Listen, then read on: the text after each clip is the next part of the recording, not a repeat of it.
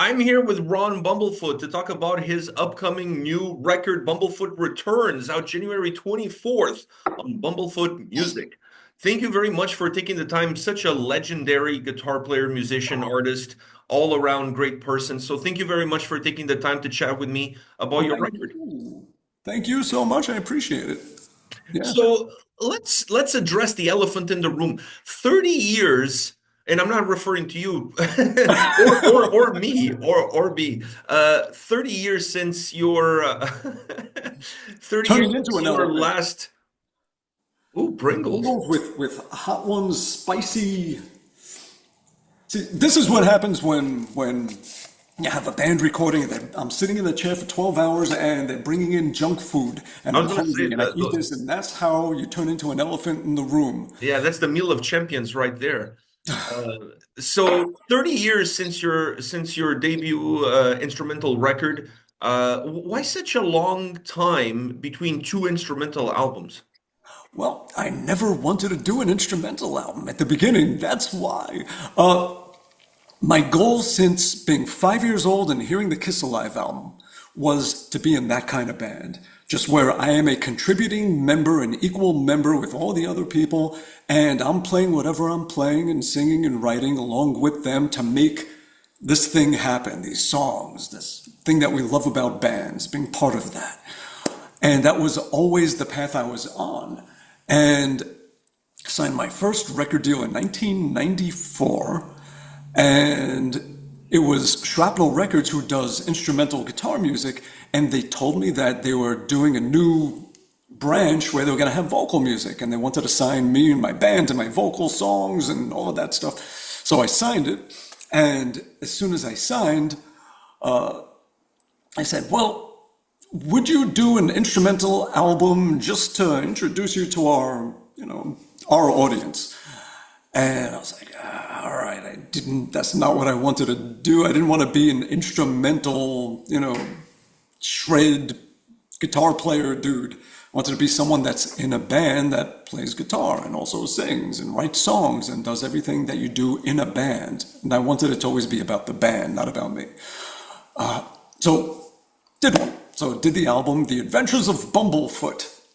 Now, Bumblefoot was the name of a song that my wife is a veterinarian, and when she was in school studying, one of the animal diseases, ulcerative pododermatitis, is called, also nicknamed Bumblefoot. Bumblefoot. So Yeah. I wrote a silly song called Bumblefoot, and then when we did that first album, I named every song after a different animal disease.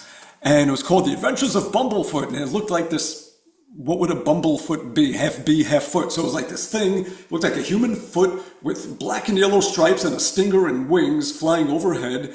And it looked very comic booky. And it had burning buildings and all this apocalyptic destruction and birds and lying on the ground and dogs puking and the ground opened up and, just all crazy weird stuff. And after that, I was like, okay, let's get back to the band thing. And the next album I did with them did have vocals on every song. And when it was time to start playing live more and supporting these albums, I called the band Bumblefoot because the music was weird and it fit. But over the years of being the one running with the ball and just putting 100% into it all and being the singer and guitar player, and it became like a nickname, became like my nickname. So then years of doing solo albums that all had vocal music. It was all just, rock band music. And I would put in maybe a few instrumentals, but the way Van Halen did on their albums, where it would be like the intro to a song or just some interlude between songs. So those would be in there. Then just life got busier and busier. There were more branches to the tree that had blossomed, and just between teaching and touring and this and that and everything. And over the last 15 years or so, 20 years, there was a lot more touring, and it was harder to keep the momentum and be in the studio all the time to just make albums the way I used to do. One a year, I would put one out. And then it became one every few years. And then being part of other bands, it became, with my own stuff, like one every 10 years. and just putting out tons of albums with other bands, Sons of Apollo, Art of Anarchy, Whom Gods Destroy, plus producing bands like I'm doing right now. So if we go 10 years ago to the last Bumblefoot album that came out, it was called Little Brother Is Watching, came out 10 years ago, 2015. And that same year, put out the first Art of Anarchy album, and was doing a ton of solo touring throughout 2015, 2016, 2017, put out another Art of Anarchy album. The first one was with Scott Weiland on vocals. The second one was with Scott Stapp on vocals. And we did some shows and recorded the first Sons of Apollo album and got that out. 2018, just tons of touring again with Sons of Apollo and my own solo touring in between. 2019, started producing a band called the Dodies and recorded their first album. Incredible band, Dodies, the Dodies. They are so interesting. It's just two dudes. One plays guitar and sings, and such a dynamic voice. He sounds, some people compare him to the singer of The Darkness as far as his range, but so much character comes out of his voice. And the melodies that he comes up with are so different, and they work, and it's just such interesting stuff to the ears. The drummer plays the whole drum set with just one arm while playing bass on a keyboard and singing backing vocals. And they are so good and so locked in and nailed down. And when I record them, no click tracks, no samples, no bullshit, just the two of them staring at each other in a room playing. And first or second take, they got it done. And they're phenomenal. So I recorded 3 albums with them. One in 2019 called It's One Hell of a Ride that came out in 2020. One in 2021 called Floating in Limbo, which came out in 2022. And then in 2023, we recorded this new one called Dreamism. And all last year, they put out all the singles for it, and the full album will be coming out this year. So back to 2019, I did put out a single, an instrumental single, and we wrote the next Sons of Apollo album and also put out the live DVD Blu-ray and the album where we did the whole thing with the orchestra and the choir. 2020, Sons of Apollo #2 comes out, the album, 2020. And we start touring, and we all know what happened as far as that year. So we got about 4 shows into a 20-date European tour and then had to come running home. And I was in this chair for the next year or two. And suddenly I had all this time to do all the things I never had time for.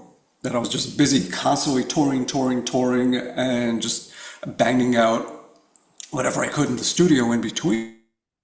So the first thing I did is I finished another instrumental single called Planetary Lockdown. Gee, how did I come up with that title? Yeah, very creative. Yeah, I wonder what was happening then.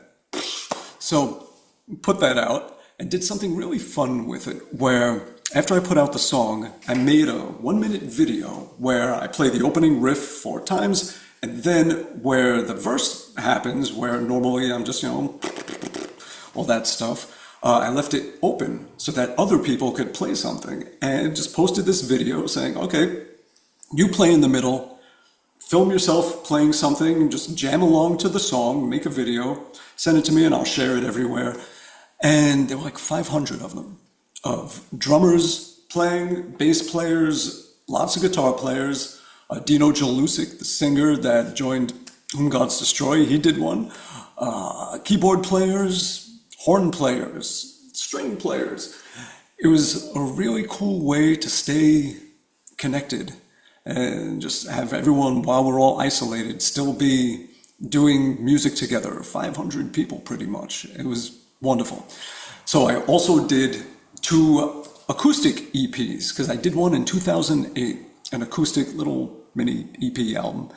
And people would always say, hey, you're gonna do another one of those? I was like, sure, when I have time. Suddenly, there's all this time. So I did 2 of them.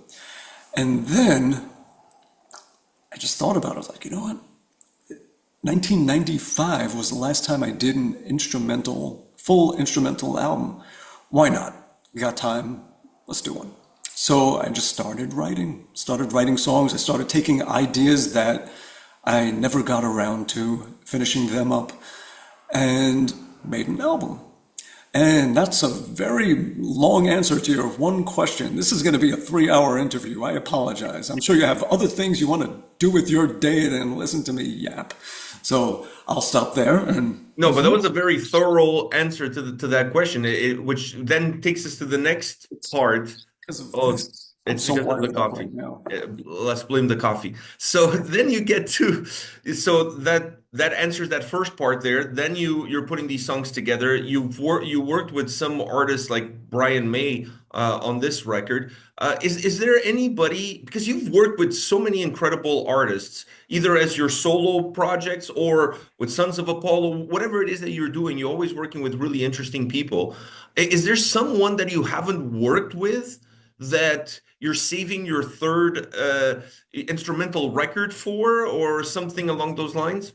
I haven't really thought about that. No, I haven't thought that far ahead. And even the guests that I had in here, like on this album, I didn't even plan on having guests when I was writing the album. It's just that some of the songs, by the time they were near completion, it's like, you know what, this song sounds like it needs this person to really make the song be what it's become, and all it can be. So, going through each one, all right. The very first song I started writing with the idea of making an album, I took this riff that I had since 1989, since I was 19 years old, that I just never finished. I never did anything with, and it was always just sitting there collecting dust in the back of my head.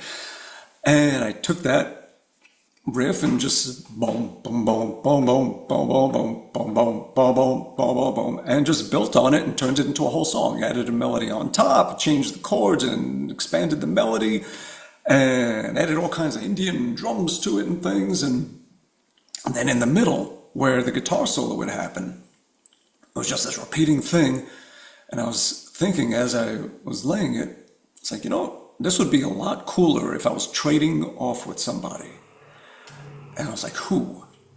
And then I thought about, okay, the riff came from 1989. In 1989, I got my first write-up in a legit guitar magazine. And from that, I got a letter in the mail. This is before email. People wrote and put in an envelope with a stamp and sent it out. And so I got this letter to my house saying, hello, I'm a guitar player from the UK. My name is Guthrie Govan. Nice to meet you. Here's a cassette of my demo. I'd love for you to hear it. And we became pen pals. And then I would write him back and send him a cassette of just like, oh, here's some songs I'm working on. Check out this weird riff over here. Here's what I did. And like write out a handwritten transcription. And we were these little guitar pen pal buddies back in 1989. So it seemed fitting that I ask him to be on that album or on that song that came from a riff from that time when we first met. So I asked him, and he did. So we traded back and forth a few times in that song, and that's how that guest happened. Then when I was making that song Monstruoso, it had that dubstep, growling, keyboardy, bow, bow, bow, bow, bow, going on. And when everything is quiet, it has that break in the middle, and then it just slams right back in.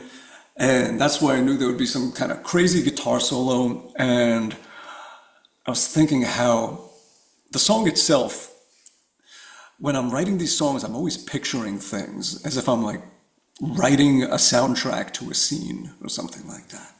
And I was thinking of the old 60s, 70s Eastern monster movies, all the old Godzilla movies and everything.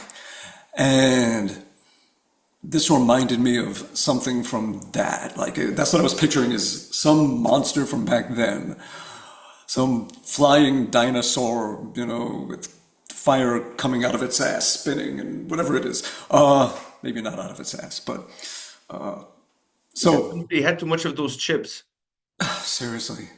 And I haven't slept in days. We've been working till like the middle of the night and just getting a few hours sleep with the band I'm in here with. So I am just like out of my mind right now.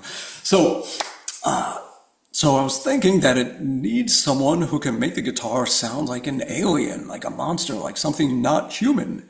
So, of course, Steve Vai is the guy for that, to do something like that. So I asked him, I was like, you want to put something on this crazy song? He was like, sure.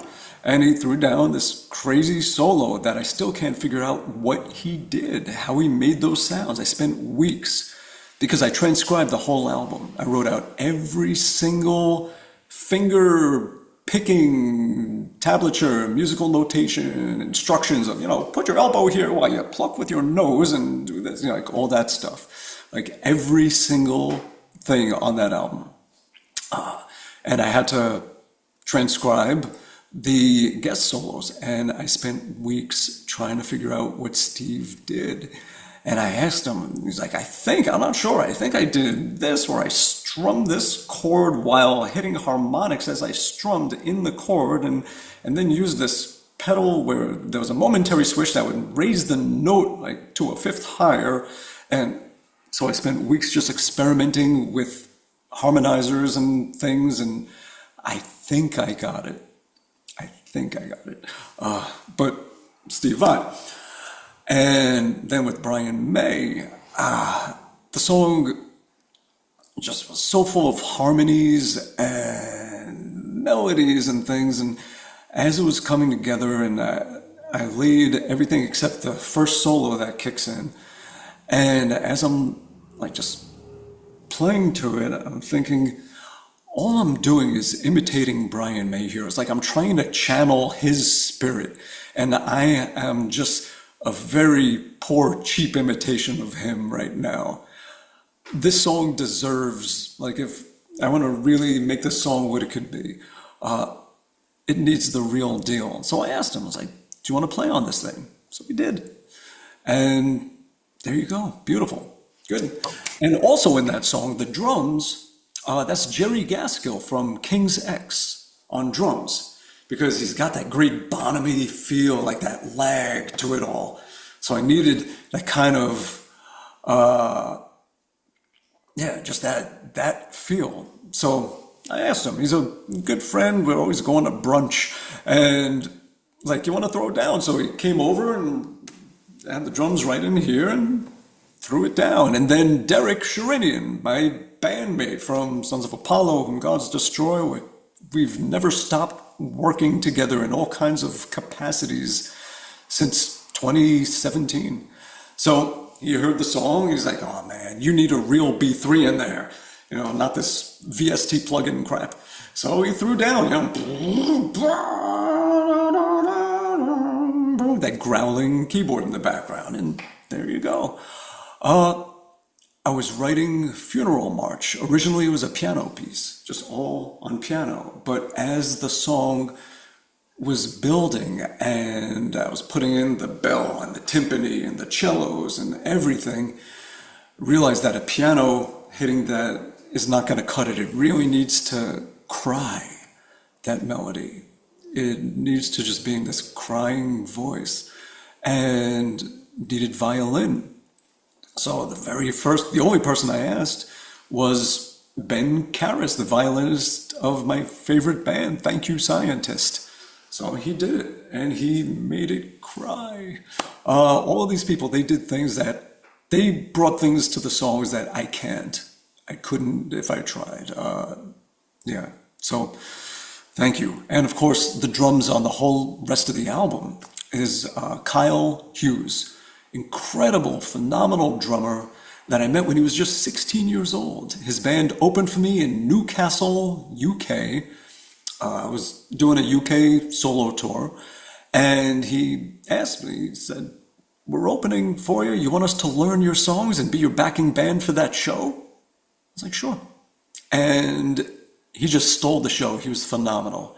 Such a kick-ass drummer, so full of energy. He was a great showman. He did the backing vocals even. And from that point on, I was like, this guy's got to be my drummer. This kid is more of a pro than people my age and older that have been doing this for decades. He's a great guy to work with. He's a phenomenal drummer. Anything you throw at him, he can play. It's incredible. So he is the one that I tortured for the rest of the album, and man, did he deliver, and he just kicked ass with it. Over the past few years, he has played with Marco Mendoza, touring with him as his drummer, and then Graham Bonnet did a lot of stuff with, who from Rainbow and Alcatraz, and a fantastic singer, what a powerhouse.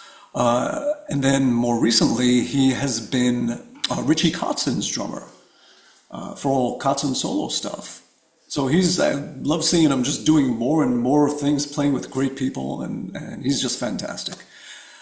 So, yeah, the guests. So now going beyond the guests and going about, I want to bring it back to something you said at the beginning, because your idea was never to create an instrumental record, because you want to collaborate with other people and work in a band format. And I sing. Yeah. Yeah, so for those of us who are not in a band, who never written a song in our lives, what are the main differences between writing an instrumental album and writing an album that it's going to be like with the band per se, like with a singer, with all the pieces that go into that puzzle? Is there a huge difference between creating both styles? There are differences. Yeah, when starting with a band, when you're collaborating with other people and all writing together, you are just one slice in that whole pie. So depending on the type of music and what everybody's goal is like, yeah, we want to just do what we do, and Portnoy is gonna play his crazy ass stuff, and Billy Sheehan is gonna throw in his sound, and Derek is gonna write all kinds of off the wall stuff, and Jeff Scott Soto is gonna bring it all together and make it a cohesive song that you could sing along to. And then I'm gonna bring in my crazy clown music, and yeah. So for Sons of Apollo as that example, I'm just doing what I do. I'm not stepping on anyone else's toes. I'm just Derek would send me an idea, and then I would send it back to him. And even with Whom Gods Destroy, that band, we did the same thing, where one of us would send the other an idea, and then the other would add to it and take it to the next step, and then send it back. And we would go back and forth and slowly just build the song, and just debate over the arrangement of it all, and just put it all together. And so that happens. When I am writing solo stuff, and it's always been singing, you write for your own voice. So the focal point is the vocals. When you're not singing, it's the guitar melodies or guitar solo or whatever it is. You write for the range of your voice, the style of your voice, the influences and inspirations that made you want to sing, all of that stuff. That's sort of where your heart is at. So you're thinking of, when you're writing a song, it could be anything. They're all ingredients that go into the bowl that eventually become a cake. So it might be the melody that you have in your head first, or it might be like a groove that goes in, or it might be certain lyrics and just an idea, or it might just be a feeling that you have. Could be anything. And they all, doesn't matter what order you put them into the bowl, they all need to be in there, and they all end up in there, and you mix them together, and then you hit the studio and bake it. There's that. When you're doing instrumental music, though, the guitar, it can do more than the voice in a lot of ways. I mean, sure, you have words with your voice, but with the guitar, you have so much more range and so many different tones that you could make, and just things that a voice can't do. Just the fact that it has frets changes what you can do as an instrument compared to the voice, which doesn't, although I play fretless. So that's another thing, is that if I want it to be somewhere crossing between the two, you have this where it could do the inflections of a voice.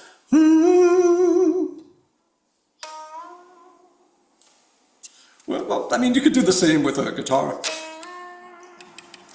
But yeah, so there's all of that comes into it. I find that with instrumental music, at least for me, I tend to not stay in one lane as much. I feel like every song, and this way of describing it just happened over the past month of just thinking about it and talking about it, but it perfectly describes it all. It's like every song is a photograph in your photo album of the time period that you made this album, where it's kind of like, here's what I did this summer. Oh, went to France, visited the Eiffel Tower. Oh, went to the beach. Here's this. Oh, here's me when I caught a bad cold, blowing my nose. Here's this. It's just your life and snapshots of it, and you're just sharing them. It's the same kind of thing. This is what I was doing. This is what I felt. This is what inspired me. This is my mind frame during this time period, where the song Funeral March, just losing loved ones and friends losing loved ones and everything, and just so much death in the air around us. And I watch a lot of old Twilight Zone episodes, 59 to 64, best thing ever to hit TV. So I was thinking of this one episode where it was the end of the Civil War, and these people are just walking down this road, all like just so PTSD'd out from everything, and just like zombie-like, and they're all just walking, and this woman is just sitting on her porch watching everyone walking and walking and walking, and all the different people that pass by, and this is a spoiler coming up, so you may want to just go like this, or just go make a sandwich for the next minute. So it turns out that it's the end of the Civil War, and she's waiting for her husband, and then he is one of the last few people to walk down the road, and it turns out he had passed away. And then she's like, no, I don't want to leave the house, and I'm saying this is our land, and then some guy with a beard and a top hat speaking words of stoic wisdom to her and everything, and she realizes that she had actually passed as well. She just didn't realize it, and that this road is sort of the road to the next place. And so she finally dawns on her, and she goes just running down the road, because Lincoln was the last person on that road, and she didn't want to be left behind and caught up with her loved ones and everything. But just picturing that road after being through hell, and just the feet and the sound of the gravel of marching feet, just and putting in a funeral bell and the timpani, doom, boom, boom, doom, boom, boom, with the crying violin and everything. Like, it just, to me, it made me picture just a funeral procession of just people that are just worn out, just walking through the gravel on this endless road of losses. So that's one snapshot on the album. Then just being at home, watching lots of documentaries and, Netflix series or whatever, after spending a day in here, come home, dinner with the missus, playing with the cat, and caught one on different blues guitar players, like the old school ones, the originals. And there was this dude, Lonnie Johnson, that I just hadn't heard his stuff, and there was this one thing that I really dug, and it just lit me up, and I was like, damn, that's cool, I like that. And it had this bounce to it, and immediately, just without thinking or anything, I just grabbed the guitar that was sitting next to me on the couch, and just started playing this riff out of nowhere, just...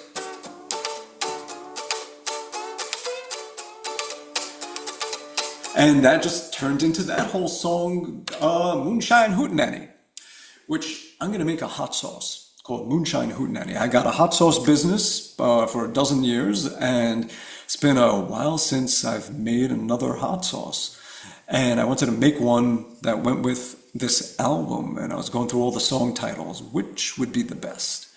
I think Moonshine Hootenanny could be sort of a Louisiana red sauce. And I'm thinking of putting some moonshine in it, boiling it down, to flavor it up with something and some kind of whiskey in there, and that'll work. Moonshine hootenanny hot sauce. Sounds delicious. And by the way, I think I've seen the documentary that you're talking about on Netflix, that you just mentioned.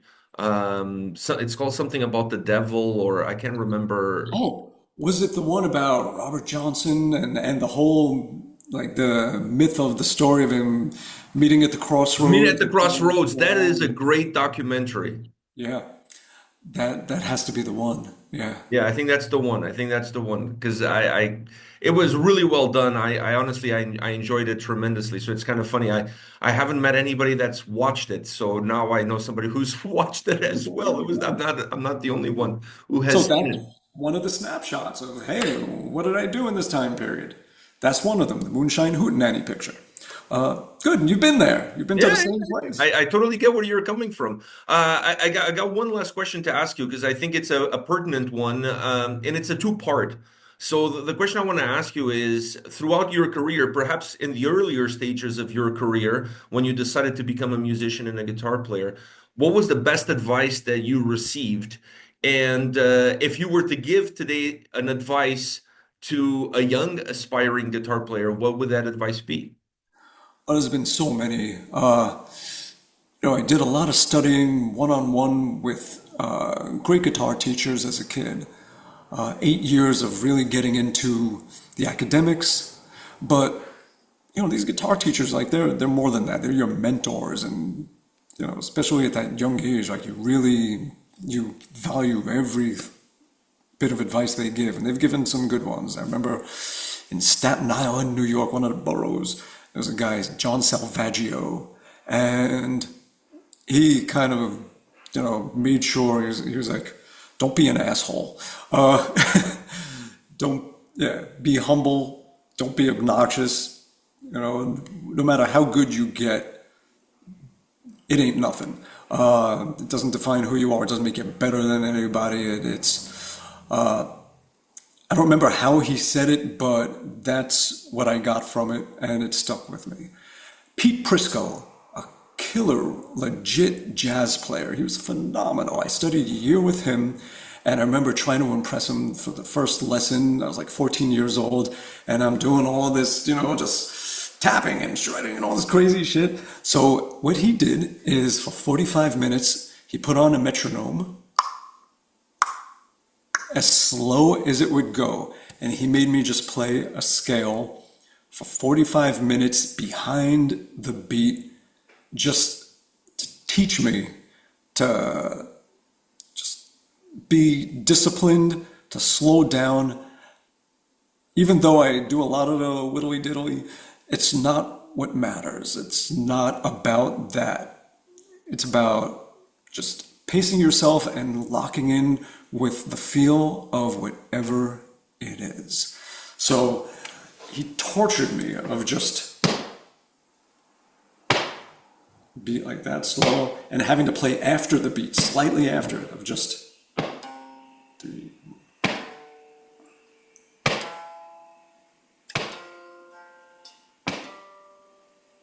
And if I jumped ahead, he would just yell, and so, and it really helped a lot because regardless of, what your chops are, it's not about you. You need to be the shadow of the foundation, the drummer.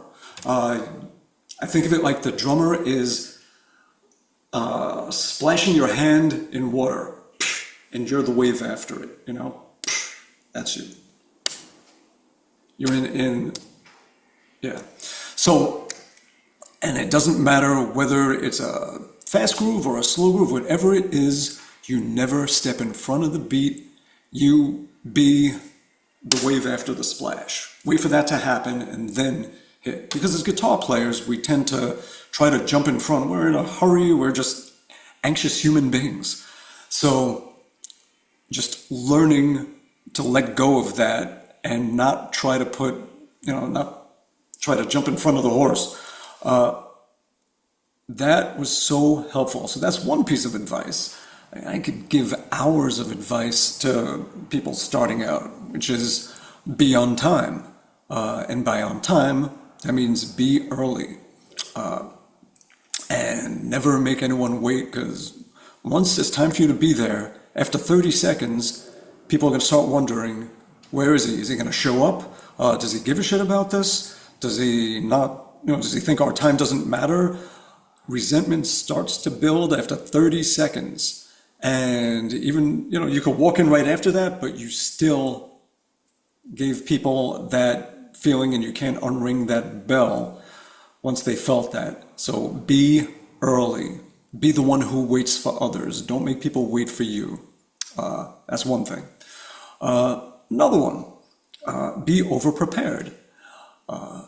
Just whatever it is that you need to serve mankind with, be doubly prepared. And let's say if you're going to go into the studio and you're going to lay a guitar solo, know the entire song, know the arrangement, know the drum groove, where the accents are, know what the rhythm guitar is doing, know all the riffs, know what the vocals are, because suddenly if they say, oh, you know what, you should do some riffs over that last chorus too, in between the vocal lines, and if you're like, oh, I didn't listen to that, no.